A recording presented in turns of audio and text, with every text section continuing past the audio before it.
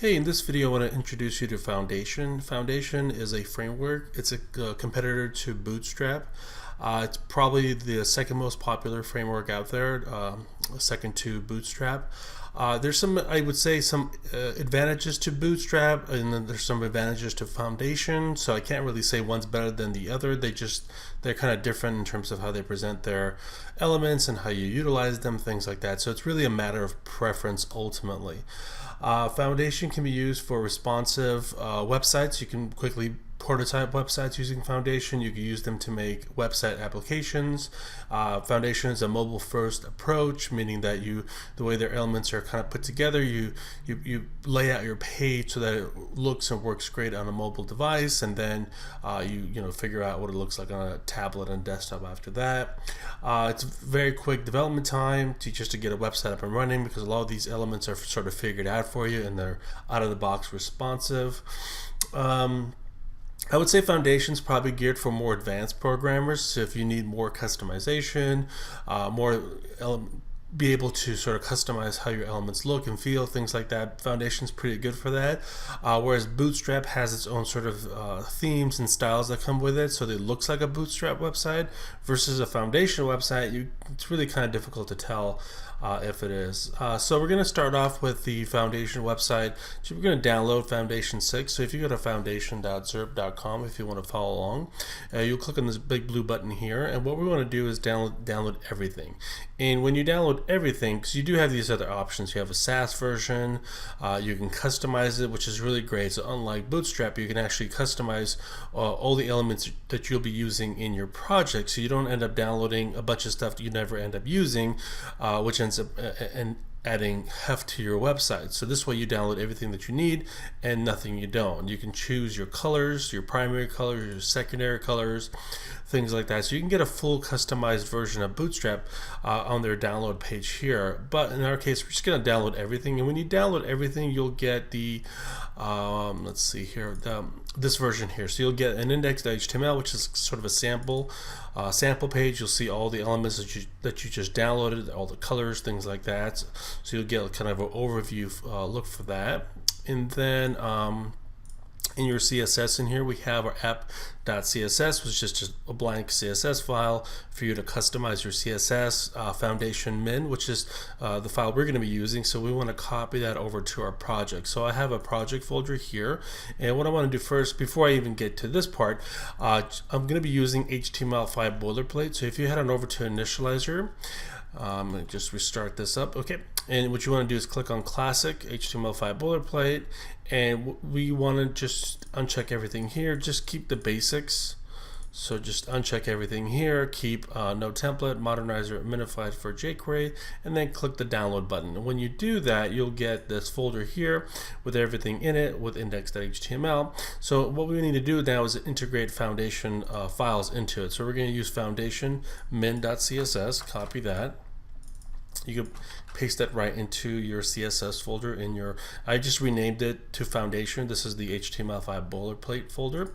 And what you want to do is link that up here. So I'm going to just copy this here. And right after normalize, I'm going to paste that in here. So instead of linking this to normalize, what we want to do is link to foundation.min.css. So let's go ahead and do that now. Foundation.min.css. Perfect. So now we have Foundation CSS linked up. I'm going to step back and go to JavaScript folder, and the only thing we're really going to need in the JavaScript folder is the foundation.min.js. So we're going to need to do that as well. So head back over to your project. Oops. Here we go. Open up the JavaScript folder, and inside vendors, go ahead and paste that JavaScript, the foundation.min.js in your folder. So looking back in our folder structure, go into the JavaScript folder, JS, look for vendor, and this is what we're going to be linking to, foundation.min.js. One thing to note, I'm working locally, so you'll need to, because I'm not working with any sort of server, if you will, you just go ahead and include this, so that way you have a link to jQuery, so you're good to go. And so what we want to do is right before our JavaScript file, I'm going to paste this in. And what we want to do is link to the Foundation JavaScript file, so vendor, with the mouse out of the way, vendor. And it's going to be foundation min. So that's going to be foundation. And one other thing you need to note is that you will need to include the following inside your main.js, and this is just so you can load all the jQuery that comes with foundation. So once you do that, so in other words, all the tabs and all the slideshows, things like that will work as long as you include this in here. Remember, this is inside your main.js. So looking back at our index.html, we have just a simple HTML5 boilerplate template. We can go ahead and remove this paragraph tag right here. We have a link to jQuery. This is a fallback in case this does not load. We have a link to foundation.min.js, and we have a link to our own main.js folder where we are initializing all the foundation methods that are available to us as well. So that way all the slideshows, carousels, things like that will work. We also link to normalize, which is a CSS reset, and we have a link to foundation.min.cs, so we have all those styles, things like that. And then we have a link to our own main.css, so in case we want to overwrite anything, we can do that just by opening up main.css, scrolling down to author's custom styles, and putting our own styles right here. Okay, now that we have everything linked up, I want to show you some of the foundation elements that I find particularly most interesting, and something that really kind of differentiates itself from Bootstrap. And one of the things that it really does really well is how it uses Flexbox for its layout. So if you are on the foundation download page, and you can go over to the docs section here in the top right hand corner, so drop down, click on Sites Docs. This will open up the documentation page, and they have a pretty robust documentation section that really goes into a lot of details about how to use their elements. There are even accompanying videos for each of the elements, things like that. So it's really a great place to start if you're looking for something you're not sure how to use it with Foundation. What I'm looking for here is called the XY grid, and what's particularly interesting about the XY grid is that it works. It's done with Flexbox, so it has a lot of the advantages that you get with Flexbox. Things like taking up empty space responsively. You're able to work in the X grid, the Y grid. It's a really more modern way of laying out pages as opposed to using CSS floats. At the time of this recording, Bootstrap is still using CSS floats, but as I understand, they're also moving to Flexbox. So just keep that in mind. So for right now, Foundation is using, or has available, the XY grid, which is essentially their version of Flexbox in their grid system. Now they do have the float grid and the flex grid as well, but as you can see here, they labeled it as legacy, meaning that at some point they're going to deprecate it and move on. So just bear that in mind. So this doesn't work too differently from how containers work using the float grid, things like that. So if you're familiar with that, transitioning to using the XY grid isn't too hard. So the first thing we want to do is inside our index.html, after the body tag, I'm going to create a section, give it a class of grid container. So a grid container will just keep things in a container, but we also want to do grid container dash padded. This way we have some padding around it as well. Cool. I'm just going to leave a note here. Grid container, excellent. And the next thing we want to do is include a paragraph tag just so you could see where all this element is. So the way I did that, I'm using Sublime Text, and a lot of text editors have this nowadays. So if you type in lorem, let me just do this for you one more time. So if you type in lorem like that and hit the tab key, you'll get some placeholder text ready to go. So save that. Go ahead and open up your index.html in your project folder, and there you see we have our paragraph tags, text in there, and as you can see, there's some padding into it as well, just because we added the class what is it? Grid container padded. So this will give us that padding as well. Cool. Okay, so the next thing we want to do is add the grid X. So I'll show you how to do that now. So let's go ahead and do another div container in here, call it class, and grid X is going to be RL. This is sort of a row, so if you're coming from Bootstrap, it's kind of that in the same vein, if you will. Next thing, now we want to add our columns. So the way this would work, so by default, if I do class cell, and I'll just put column cell full width. So by default, this is going to take up the full width. So if I don't put any column cell full width as well. So if I don't put any other classes in here, this will take up the full width. So if I refresh this page now, you'll see they're both on the same, they're both on different rows. However, if I go ahead and I'm going to just add to, I'm going to open up a new, scroll down a bit, open up a new container. Instead of cell, instead of just having the class cell, we'll just do small 6 columns. And then we'll do, there we go, small 6 columns. Save that, and I'm going to do column cell, change this to 6 columns. Column spaces, if you will. So it's, remember, it's the grid system, just like Bootstrap, where it takes up 12 column spaces. So that's how you want to add up your columns in that space. Okay, go to refresh the page here. You'll see this takes up 6 columns, and this takes up 6 columns as well. So all we really have to do is small 6, meaning that from the small size and upwards, it's going to be 6, take up 6 columns. Let's go ahead and do another one. I'm just going to go ahead and copy that. Okay, so the next thing we want to do is small 6. We'll keep that in as well. We'll do medium. We'll do medium, let's say 4, and we'll do medium, let's say 8. Oops, make sure to put that dash in there. So we'll call this one, let me just remove the medium here. Or rather, remove the small, just so we can see what it looks like with the medium. So this would be 4 columns, and this would be 8 columns, medium and up. So if I save that, so you'll see this takes up 4 spaces, it just takes up 8 spaces. However, if I reduce this in size, once it gets below the medium breakpoint, you'll see that it stacks automatically for us. So if we don't specify anything, that's what will happen. So if we include small dash 6, small dash 6 columns. So if I refresh this page now, you'll see that it got divided up again. So this is kind of the way that it works, very similarly to Bootstrap, in the sense that you are put this class in there. You are including these breakpoints, these classes that provide you various breakpoints for each of the columns and spaces. Remember, these have to add up to 12. You can include as many columns as you like. So if I refresh this page now, as we jump out, so we have 4 and 8 in the medium breakpoint. So here we have 4 and 8. But if I make this larger, we get back to, now we have a large 8. So this now becomes 8 columns, and this one becomes 4 columns. And we can add as many columns in there as you like, as long as it adds up to 12. One really cool thing about the XY grid is that it has something called flex sizing. So it's called auto sizing. Let's see here.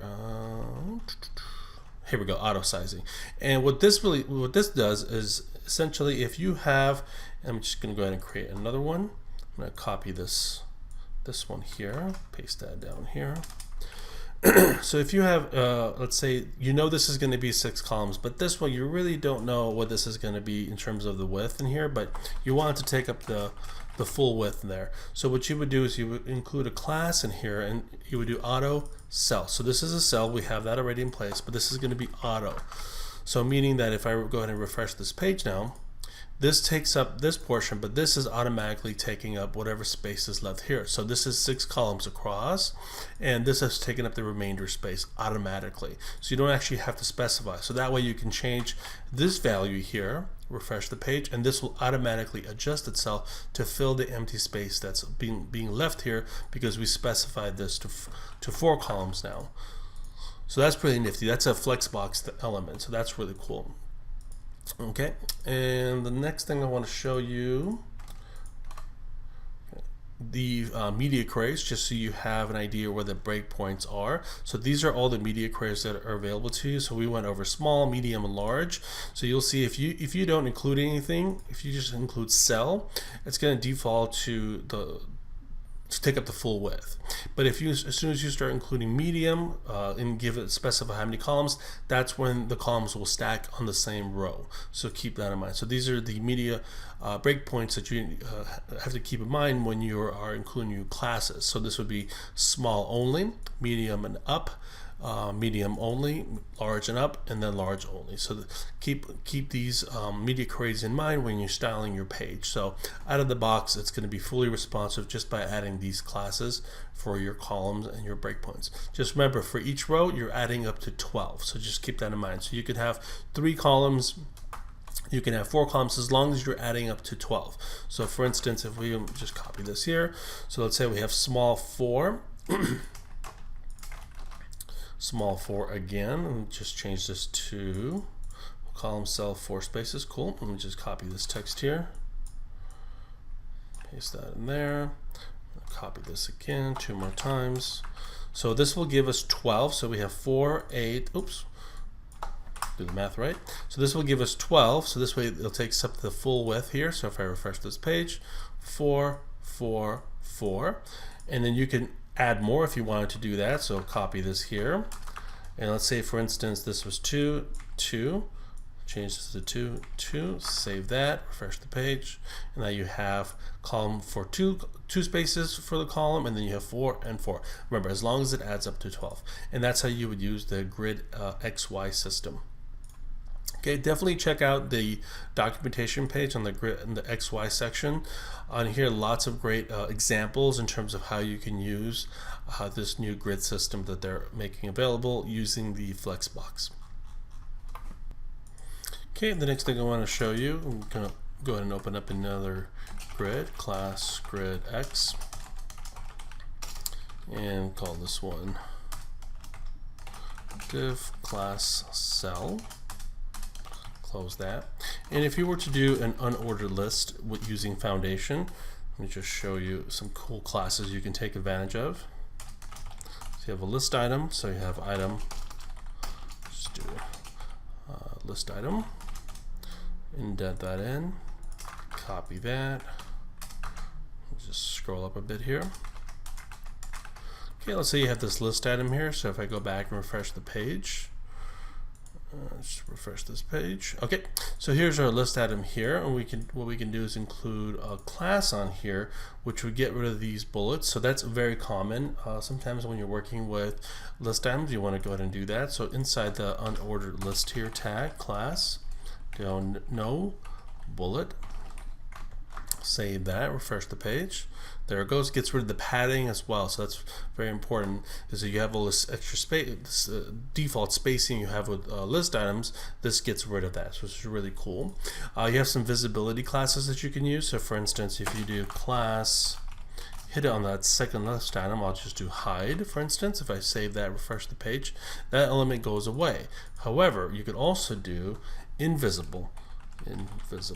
So that actually hides the item, but it doesn't actually hide the space that it was taking up. So you have that option as well, just simply by using those classes. The next thing I want to show you is how to use buttons. So I'm just going to create another grid element, div class grid X. Okay, and let's do div class cell again, so it takes up the full row. Inside here, what we're going to do is include some buttons. So go ahead and use an anchor link here, class button.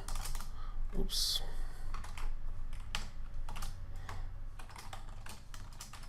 Okay, save that, refresh this page, and we have a default button.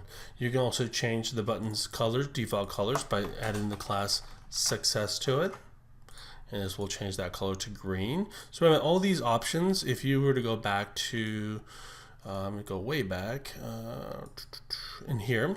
Remember, you can change these colors here, success color, for instance, alert color, warning color. You can change all this stuff, so that way when you use these classes, you'll have your own colors take effect. So just keep that in mind. So that's a really cool thing that you can do with Foundation. Okay, and the next thing I want to show you is, let's see here. Let's do an unordered list with a drop-down menu. So for instance, we wanted to do, let's say, a menu. Let's go ahead and create an unordered list here, UL. Close that UL, and then here what we want to do is list item. Okay.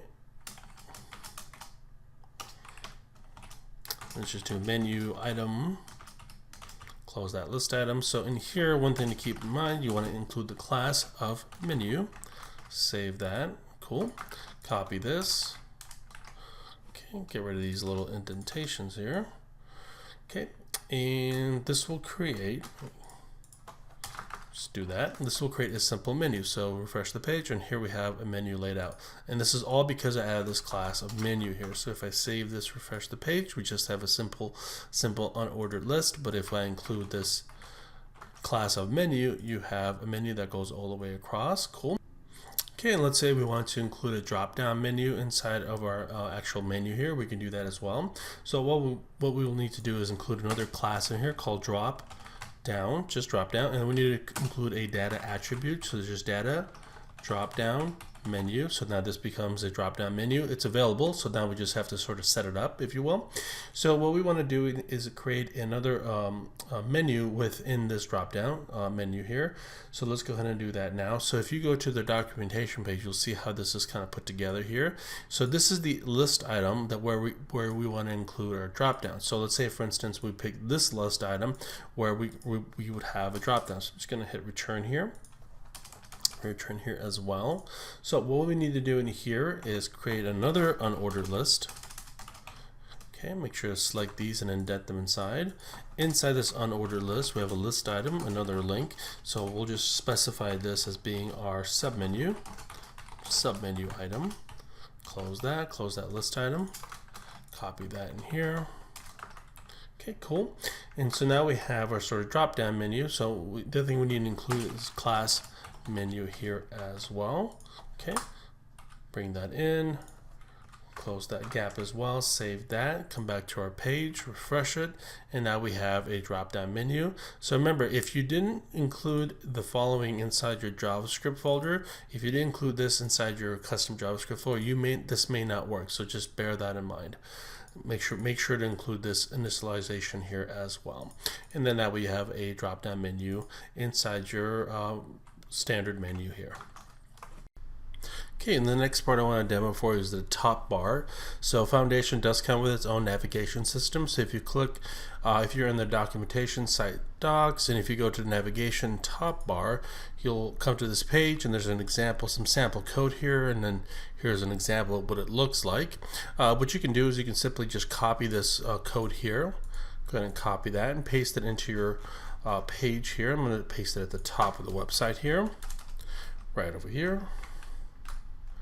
Okay, and then make sure to indent these as well. Save that, come back to your page, refresh it, and there's the top bar here at the top. And it's also fully responsive. However, you can even make it even more responsive. So if you come back to the documentation page here, you'll see that there's an advanced layout.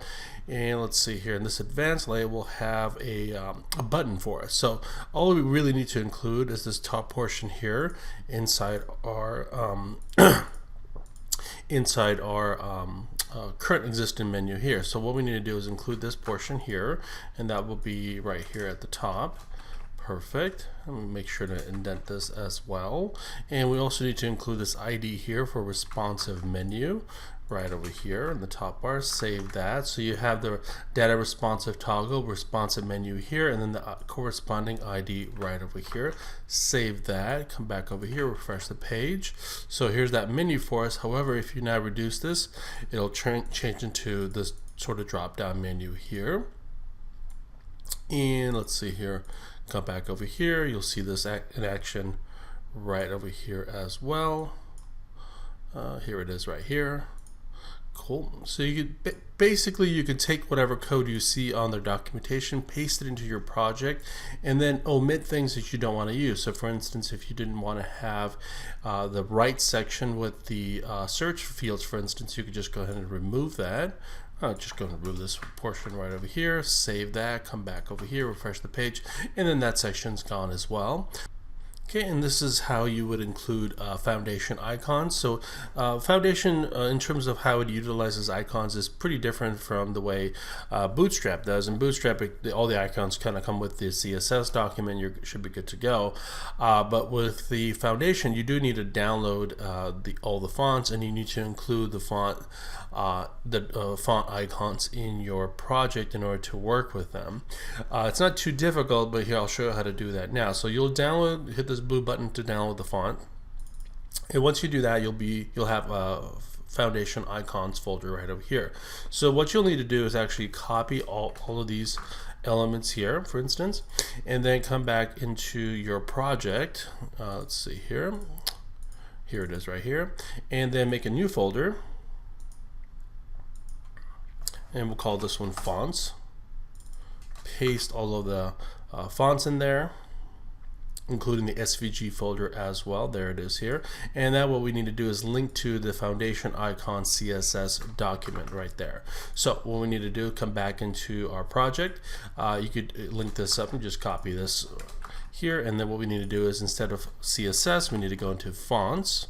And if you look here on the left hand side, fonts, and we're looking for foundation-icons.css. So here we go, icons.css. Perfect. So now we have fonts linked up. So now we can start using them. And the way you would use them here is if you scroll to the bottom, there's an example of how to do that here. So what you need to do is include this I tag with the class of fi dash and the name of the icon you want to use. So if you go to your project here, let's say for instance you wanted to add some icons where this list here is.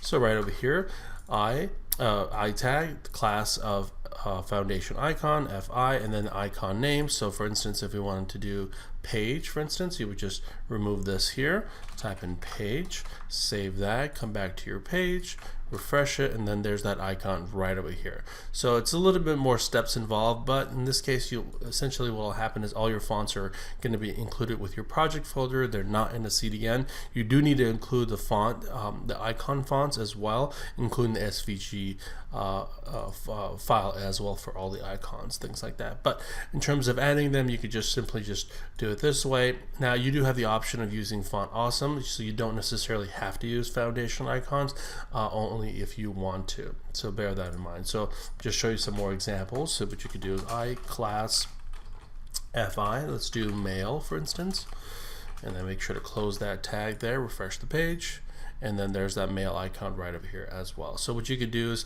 the best way to find this page for fonts is just to Google foundation icons, and you'll just end up on the zurb.com/playground/foundation icon fonts version 3. That's the way to go for that. Okay. And the next thing I want to show you is accordions. So accordions are a very popular element to use in both Foundation and Bootstrap. So this is how you would do it with the way you would do it in Foundation. So what I'm going to do is copy this sample code here. I'm going to go to the bottom here. Let's do another, actually we'll do it up here. Div class grid dash x. Oops. Okay, and in here what we'll do is a div class of cell, and in here I'm going to paste our accordion. There it is, and by default you get one example right over here. So this list item is this portion here is your accordion that opens with the information. This is the tag that you would click on to open. So what you could do is copy this list item here, remove this note here, paste that in here. Now you don't want this to be open when you first load the page, so close that. So this will be accordion 2, panel 2. But in here you would want to have this first one open, and I'll do one more so you can see. Copy this list item here, paste that in there. This will be 3. Save that, come back to your page, refresh it, and there's our code here and here. And remember, because we had this class, scroll to the top, is active. So if I remove this, save that, refresh the page, all of them will be closed by default. So for instance, if you wanted to have one of them be open, you could do that. Just add the class of is active to the accordion item, and you'll see that it's open when you first load the page, but then you can close it by opening another accordion element. And that's it. So definitely go through the foundation documentation. So if you're on the foundation page, head over to docs, site docs. This includes all the elements that you would use on your page, includes sample code that you can grab. And I would definitely encourage you, when you're working with foundation, start using XY grid, as the float grid and the flex grid are becoming legacy. In other words, they're getting deprecated soon. So definitely start using XY grid in your project. And again, what's great about foundation as opposed to Bootstrap is when you download foundation, you have the option of getting a let me go back to getting started. You do have the option of customizing your layout, so you can change the colors, your default colors. You can change things like the max width, your gutter spacing, things like that before you download, and you can check or uncheck all the elements that you'll be using in your project, so therefore you're not downloading a bunch of stuff you're not actually using in your project, and therefore you'll be saving space by unchecking all the elements that you won't be using. And that's it.